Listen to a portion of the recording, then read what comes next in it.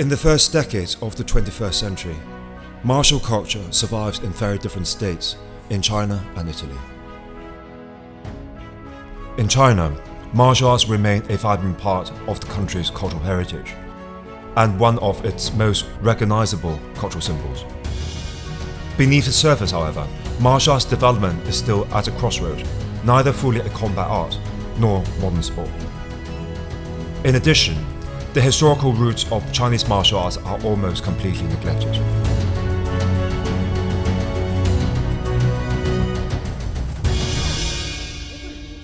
One of the few people dedicated to reviving Chinese fencing is Professor Lian, who is third-generation master of Tongbei martial studies, the president of International Wushu Association and the headmaster of Jiangong Academy.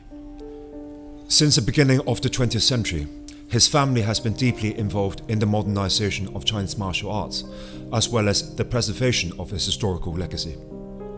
His grandfather Ma Fengzhu, the founder of Master Tongbei, played a pivotal role in the transmission of a new comprehensive Chinese martial arts system, known as Wushu, in northwest China during the Republic period. 马式通背是一个理念，这个理念的形成呢，与所谓明清以降的宋明理学的新的转型有很深的关联。他开始越来越多的关注实践，越来越多的希望将儒家文化的思想与社会改造相结合。那么马式通背武学实际上就是在武艺方面对这种思想的延续和贯彻。但是我们非常有幸地参与了中国武术近代发展的几乎所有的重大活动，包括中华武术会的组建，包括中央国术馆的组建，包括国术运动的改良，甚至包括在抗日战争中创编与外敌入侵相要使用的技术动作等等。那么新中国建设以后，竞技武术的建设，包括我们旧的武术传统的重建，短兵的重新的发展，都和我们这个家族多多少少有一些关联。Ma Lianzhen's father, Professor Mingda, is the most authoritative scholar for Chinese martial studies. He believes that the lack of a proper competition system is a significant problem to Chinese martial arts, as its techniques become increasingly decorative, its purpose unclear. 传统武术的价值在当今这个社会已经发生了巨大的变化。随着冷兵器时代的结束，或者说军旅武艺向民间武艺过渡的过程中，武的内容的不断弱化，实际上传统自身已经消弭殆尽。中国剑术现在正处于一个新时代的转型期和启蒙期。为什么说是转型期呢？中国的武术人，特别是新生代的武术人，这批人很棒，他们正在尝试将旧的传统向新的竞技做努力的转型和尝试。我们在重新考虑中国剑术发展的时候，实际上是延续了中国武艺发展的一个基本脉络，是通过交流来完成。那么这个交流必须是从内对自己的文化产生共鸣和认知，去判断，去创作，去试验，但同时要努力地借鉴许多其他人的技术，包括日本人的技术、韩国人的技术、欧洲人的技术，将好的内容都引进来进行交流，在不断的相互作用中来重塑中国所谓的剑术。 Since ancient times, martial training has been considered one of the twin pillars of Chinese civilization. Martial arts was a way to cultivate a person's virtues, in particular humility, courage, and dedication, which are essential attributes for positive social action. From the 1950s, Chinese martial arts went in a different direction. It became mainly a form of performance and entertainment, while competitive elements such as Chinese fencing were forgotten. 使传统武术逐渐式微的原因很复杂，但究其终点，实际上是传统武术文化自身的不断的退化，使它变得式微。就它的这种模式，它的传承的思路与方法，以及它的训练体系的不进步，已经使它不再适应当下社会的基本需要了。中国武术的复兴的核心点，我个人认为是研究。而且这个研究最重要的点在当下应该是文献类型的研究因为中国是全世界最大的文献国，我们有极为丰富的文献基础。如果对我们过去人的武艺文化没有逐字逐句的了解，你是没有可能性建构起来一个相对完整的中国古代武艺观的，也就无从谈起对所谓武艺传统的延续。那么所以如果从这个角度来看，研究自身就是复兴中国武术。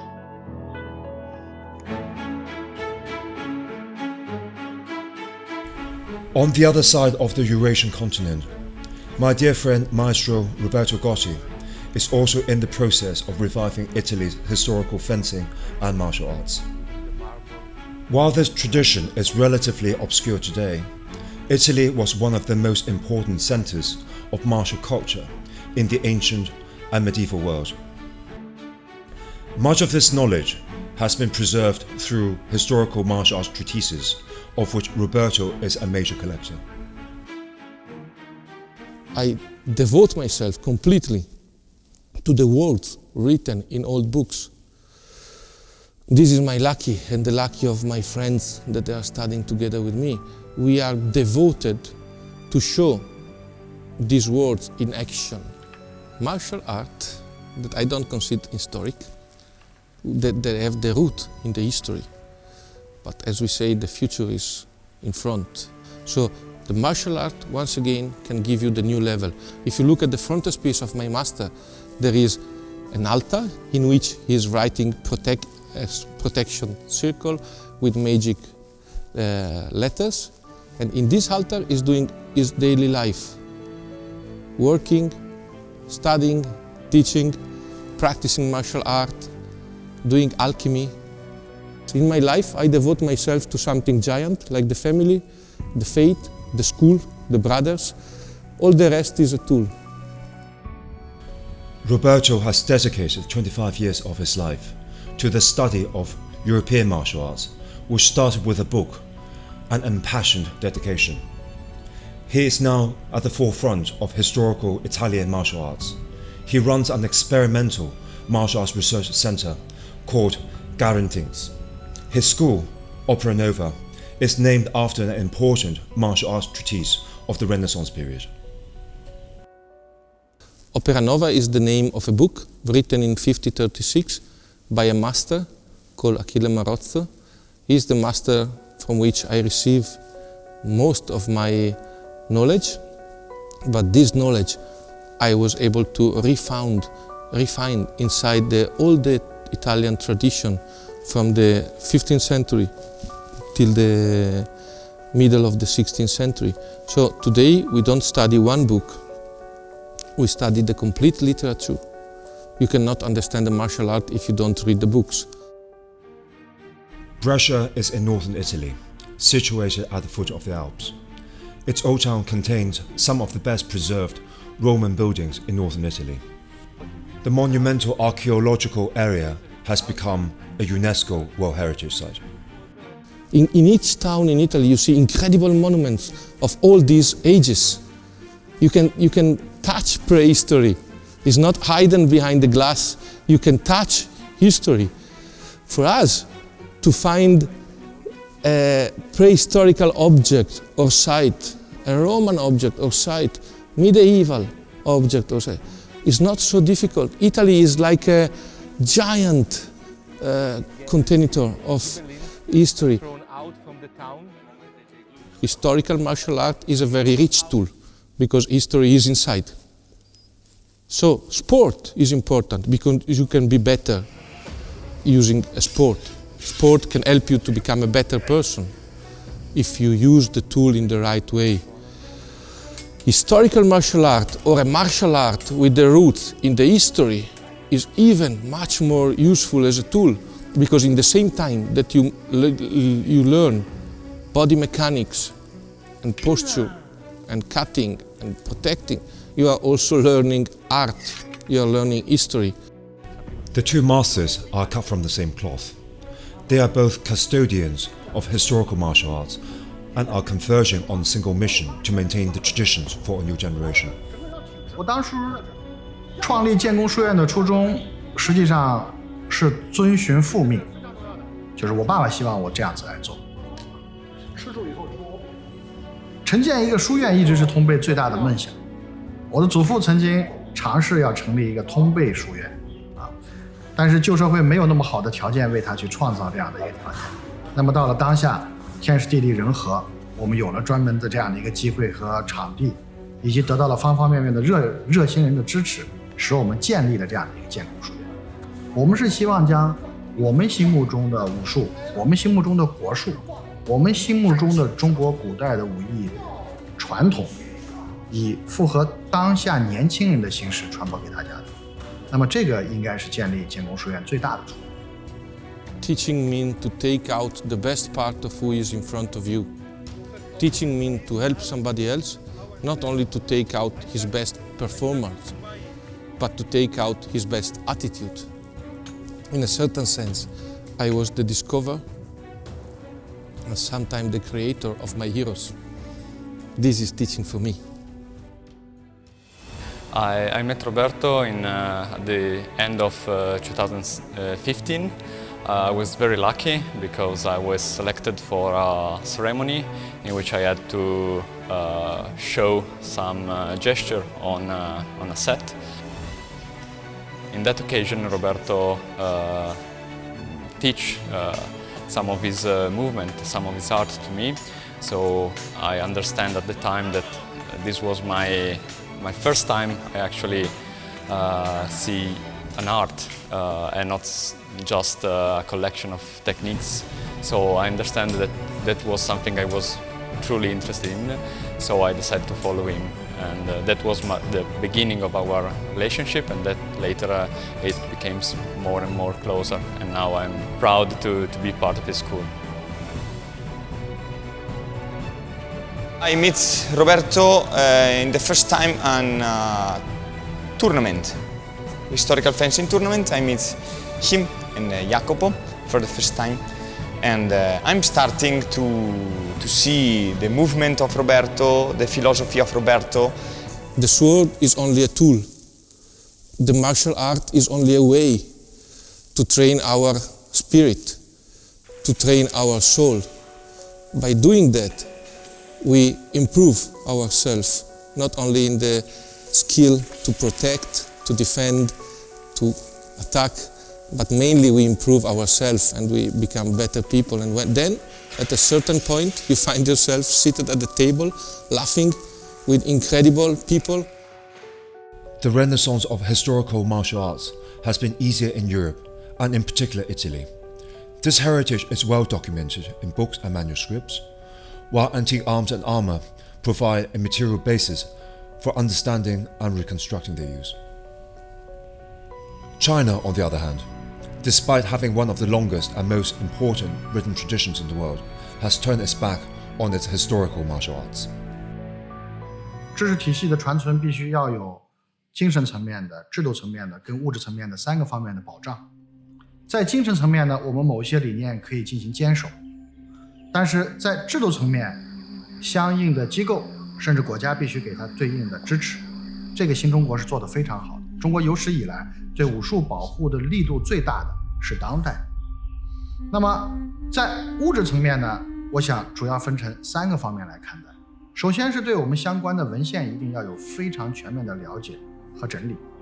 第二是要对武艺这样一个相对具体的文化形式所涉及到的器具，包括它的兵器也好，它的甲胄也好，它的基础的练习的设施也好，这些东西要进行全面的挖整和保存。那么在这样的方方面面的内容的相互交织构成之下，是可以将这个武艺系统、这个文化，甚至它所传承下来的动态的这种生存模式一路传承下去。On the surface, Chinese martial arts is a thriving global phenomenon, but in reality, its development has been driven by popular culture, television and film, while martial arts as a cultural form has yet to find its footing in contemporary society. 中国现代年轻人和以往的任何一代都不同，这一代的年轻人的眼光更广，要求更高，知识也更丰富，现在国内武术的套路形式已经不能满足他们。如果一直保持这种原有的武术模式，传统武术可能会被逐渐淘汰。所以我们应该构建更加科学、更加合理的武术模式。How can I pass the tradition to the next generation? By not imposing. Who want it will take it. They take it. I don't pass. This is an old attitude of my country. My father did not pass me his job. I have to take it. A smith will never teach you. You have to stole. So by showing something good, the others, they will want the same good. And who is more fast, more intelligent, more skillful, he will take it. We lost the road, the principal road of the teachings, but it's not simply to take this road and remake this road. But I think this road is possible to rebuilding thanks to Roberto and my brother Jacopo and all of my friends in Opera Nova school. The way to make HEMA and Italian martial art popular is to continue to push in every direction possible. So of course sport is one direction, but also the culture, the museum, the study of the treatises, the swords, so collection, so every possible way to let people know that there was an art. It was complicated, it was really elaborate also. Two students, they come from China, from Lian and Mingda school, and it was a great honor for us. They performed very well, and they trained with us and with the guys for 20 days before they went to the competition, and this is, I think, our future. Sharing knowledge, sharing information. 为什么要送我的弟子去意大利学习意大利的剑术？为了更好的发扬通背。那么穆罕默德圣人曾经在很重要的一个地方写过这样的一句话，对我一生的印象很大。他写道：“知识就算是远在中国，也要把它取回来。”那么我想，一个人对真理的追求，对知识的追求，不应该受到国界、民族、信仰等等各式方面的限制。只要你觉得是好的，你就应该不耻下问，应该用一个非常积极的态度去学习。这是强大自身和丰富自我最直接的办法，这也是通背的精神嘛。In 2019, Historical European Martial Arts, or HEMA, was presented in the cultural program of the Minsk European Games. For the first time in the history, the European martial art, historical fencing, call it as you want, they were on such a level of sport.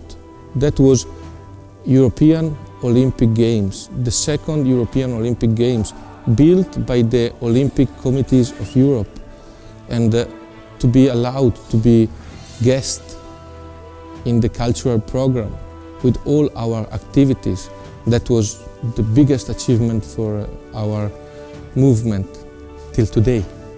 就我们派弟子去意大利学习，我非常感恩他们，给我们提供了最好的环境，不遗余力、倾囊而出，将人家的东西教授给我们。我觉得这为我们通背进行武艺文化的交流提供了一次千载难逢的机会。那么我想，在整个中国武术界，我们应该是独一份的拥有这样的一个特权，我自己觉得非常的幸运。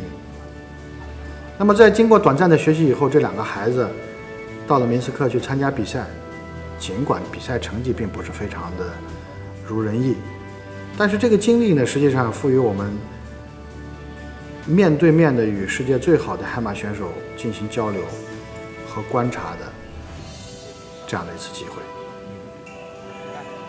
我一直都没有说过我去那个比赛的实际的心情啊。我实际上去的时候，我看到那么多的世界各地的运动员在进行高强度的HEMA对抗的时候，我多少是有点失落的，就是我觉得就是中国武术距离他们的实际距离之间还是比较大的啊。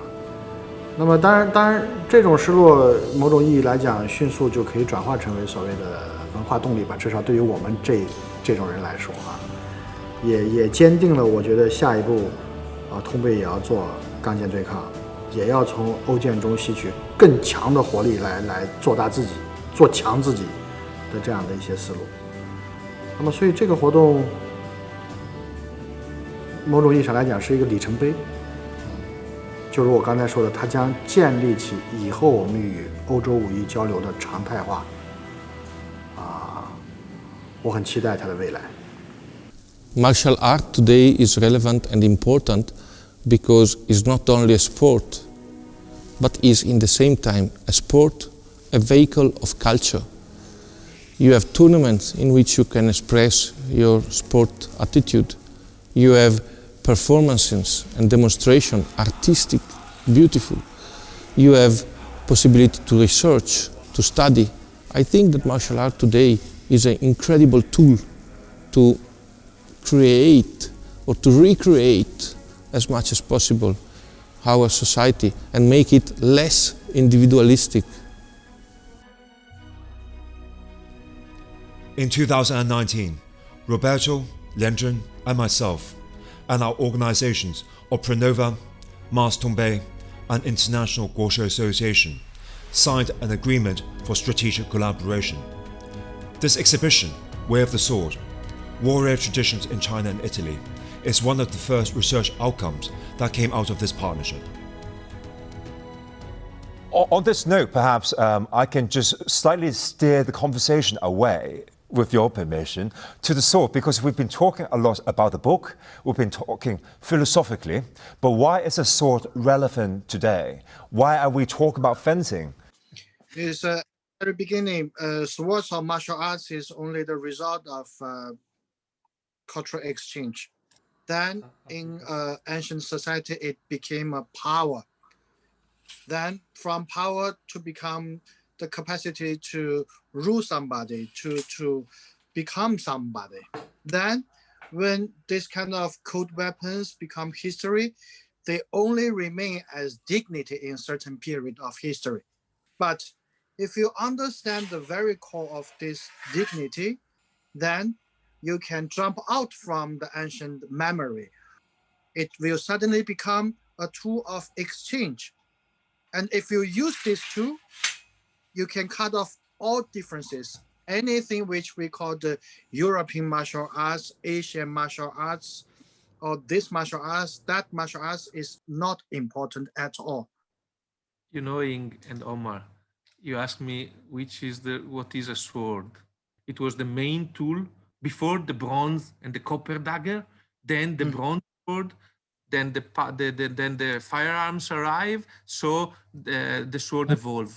What is the sword? Is a piece of meat. The sword is the last piece of our body if we reach a good level. My masters, they teach to feel through the blade inside the body and put my energy inside the blade. And because it's a piece of meat, is also the tool with which in the future we will shake our hands. It will be the expression of our body and the tool with which we receive the expression of the other body. I would like to thank both speakers. I thank my dear friends and brothers, Lian and Roberto Gotti. Thank you, gentlemen, and thank you. We are on a path of convergence. By working together, we believe we will not only learn from one another, but building on a common foundation of shared values and vision for martial culture, this could be a new beginning to reclaim a common heritage for humanity. 我希望更多的年轻人可以从科学的角度去看待中国武术。我希望有更多的中国传统武术人或者武术群体中的健壮者、有运动能力的人，可以投身到中国武术的改良与发展中来，让身体技艺回归中国武术，让中国武术走向世界，真正开启新时代的武艺交流。这是我对未来最大的希望。 To speak about a rebirth, we must consider a death. And the Italian martial art never die.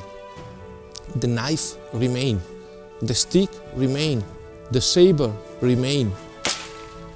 I think I like to see it different. There was an incredibly big martial art patrimony in the past that became thin but still survive, and now is becoming bigger again.